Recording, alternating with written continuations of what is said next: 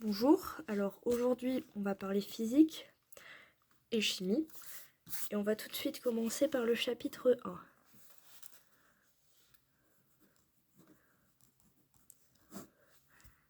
Pourquoi ce chapitre, me direz-vous? Déjà je vais commencer par faire une représentation de l'atome de carbone. Il en était 6, 13, on verra plus tard pourquoi. Pour le moment ça ne nous intéresse pas. Ici on va avoir dans son noyau 6 protons, 7 neutrons,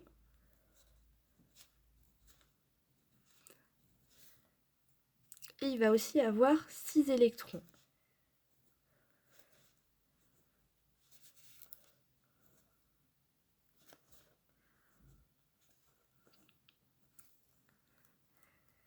Donc ici, notre représentation, elle représente très bien ce qu'est un atome de carbone, il n'y a pas de souci. Sauf que pour des atomes plus gros, on est embêté. Bon, on ne peut pas se permettre, pour des atomes avec des centaines de protons, de les dessiner un par un. C'est pour ça qu'on va inventer l'écriture conventionnelle. Ici, notre atome de carbone, il faut bien le nommer. On a décidé de lui attribuer C comme lettre. 6, ça désigne le nombre de protons, qui est aussi appelé le numéro atomique. Pourquoi numéro atomique? Parce qu'il n'y a que l'atome de carbone qui a 6 protons. Le 13, il correspond au nombre de nucléons, autrement dit au nombre de trucs dans le noyau. Donc les neutrons plus les protons. Attention ici, on n'a pas forcément autant de neutrons que de protons.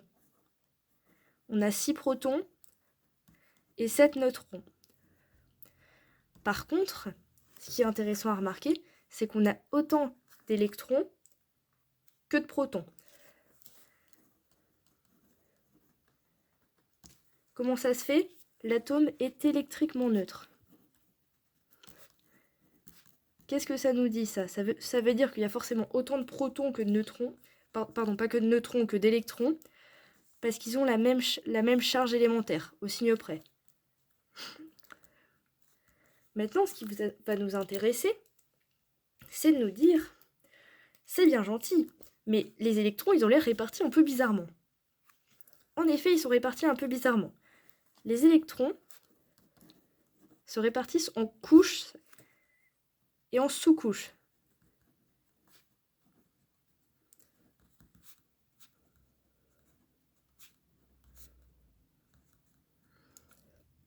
L'ordre à retenir, bien sûr, c'est 1s, 2s, 2p, 3s, 3p. Pour les premiers éléments, en tout cas. S, c'est la sous-couche. 1, c'est la couche. La sous-couche S, c'est 2 électrons au maximum. Et la sous-couche P, c'est 6 électrons au maximum.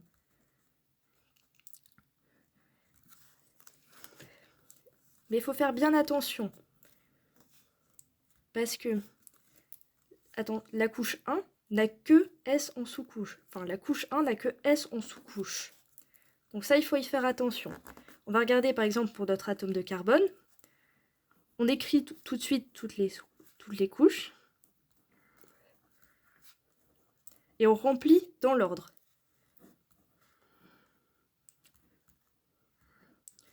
Est-ce qu'on a 2 électrons? Oui, on remplit la première sous-couche.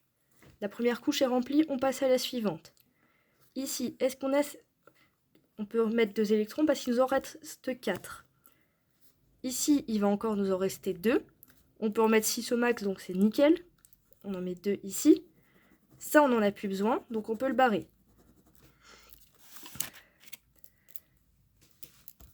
Ici, on voit que dans la sous-couche 2,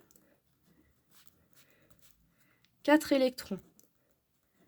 Ça, c'est la couche de valence, c'est-à-dire la dernière couche qui contient des électrons.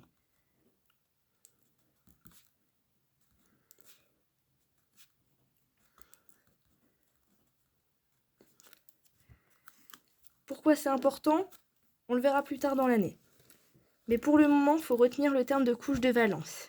Et attention, c'est la dernière couche, pas la dernière sous-couche.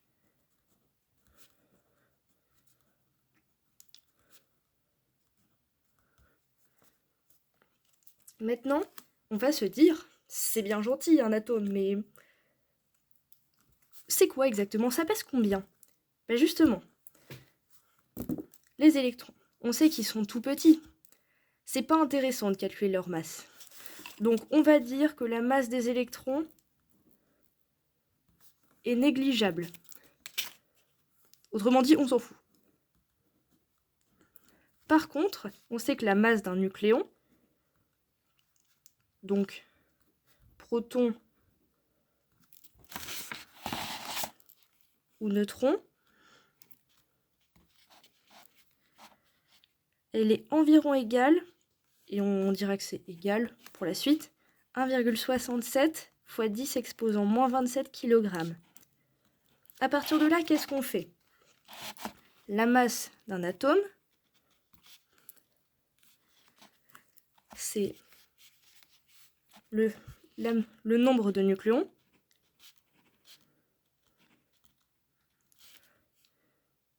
fois la masse d'un nucléon.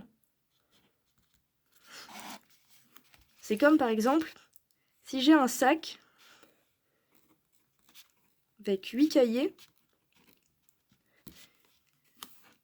un cahier, c'est 100 grammes. Pour trouver la masse du sac, je vais faire 8 fois 100. Bah, c'est exactement pareil, sauf qu'on ne parle pas exactement des mêmes trucs.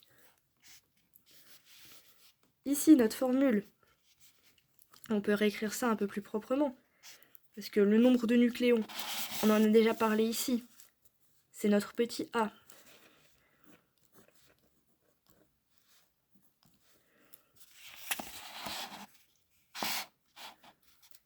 Donc justement, on peut écrire A fois M nucléons. Ça, c'est tout ce qu'il y a dans le chapitre 1. Maintenant, le chapitre 2.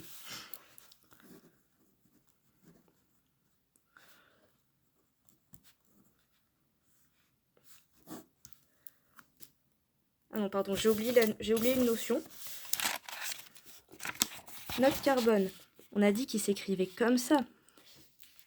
Mais en fait, on pourrait avoir d'autres...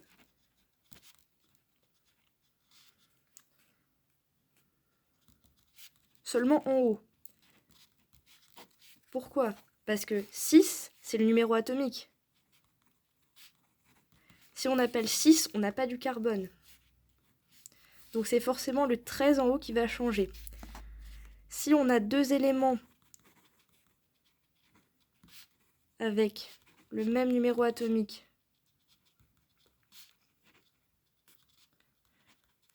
mais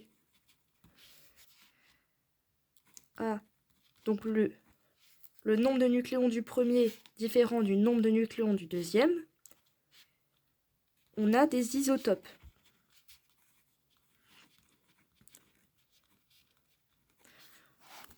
Mais en soi, retenez juste que des isotopes, même nombre de protons, pas le même nombre de neutrons. C'est juste ça. On revient donc au chapitre 2. On sait déjà depuis la 5e qu'un corps pur, on a une seule espèce chimique. Donc ça s'écrit avec une formule. Par exemple, de l'eau pure, c'est H2O. Il n'y a pas plusieurs trucs dans la formule. C'est tout. Un mélange, tu as plusieurs espèces chimiques.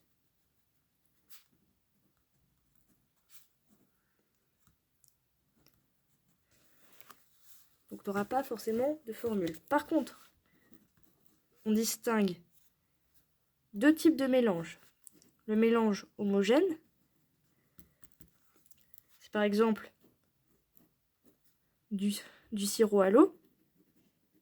on voit pas à l'œil nu qu'il y a du sirop à l'eau. En fait, on ne voit pas les composants.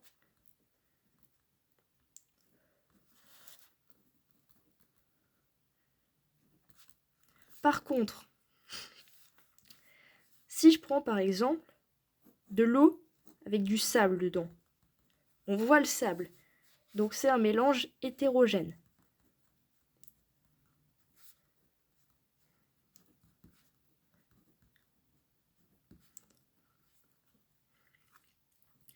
Ce qui va être intéressant aussi, c'est qu'on va pouvoir déterminer si c'est un corps pur ou un mélange avec plusieurs critères. Par exemple, on peut regarder s'il y a une température de changement d'état.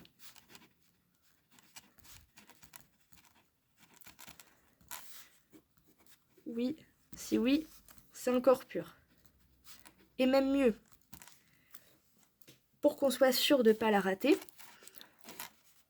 si je trace la température en fonction du temps,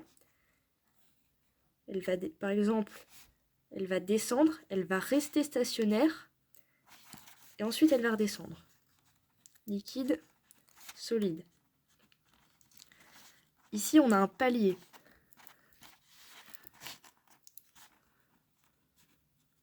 C'est ça qui nous indique qu'on a un corps pur.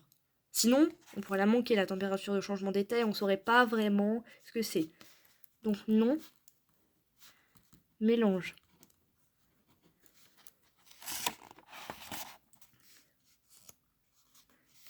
Après, on peut aussi, pour identifier, utiliser la masse volumique. La masse volumique, c'est très pratique parce que pour un composant, pour une espèce chimique, on a une masse volumique donnée. La formule, c'est ρ. Vous pouvez le tracer comme un P, ça marche très bien. Est égal à m sur V. ρ, c'est la masse volumique, elle est en grammes par centimètre cube. M, c'est la masse en grammes. Et V, c'est le volume en centimètres cubes.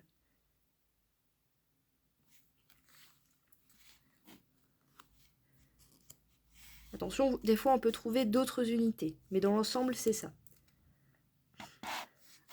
Et enfin, donc on a encore 2-3 choses à aborder. La chromatographie sur couche mince, c'est noté CCM. On a notre ligne de dépôt et on pose des constituants A, B et C.